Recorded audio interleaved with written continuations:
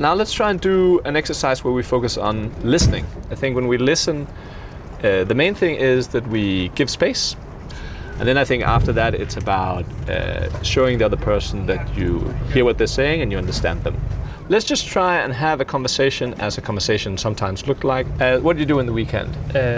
I had a nice and relaxing weekend, actually. I also had I had a really relaxing weekend because I didn't do much. I was reading my book. I was also doing some reading this weekend, actually, because when I was on vacation, I bought this book that I just picked up. And I'm also reading a book right now. The one I'm reading right now, it's about daring greatly. It's about revealing something about yourself. It's quite a good book. I really recommend that one. Yeah, okay.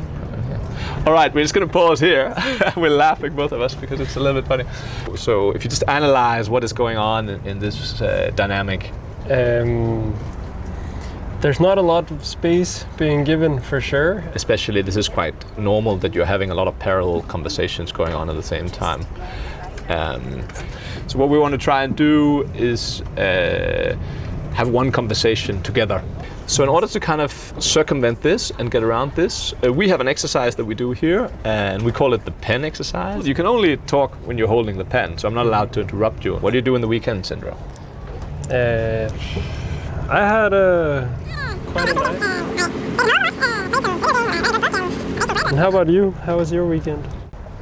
Mine was, I wasn't feeling. Let's just pause the exercise here. Let's just analyze what is going on when we introduce the pen in your view. There's definitely more space being given, for sure. Like when I'm talking, then I feel like you are actually listening to what I have to say. I think it really allows us to take one topic at the time. But I think try to do this pen exercise at home. You just basically only say something when you're holding onto the pen. Quite easy, quite simple, quite powerful.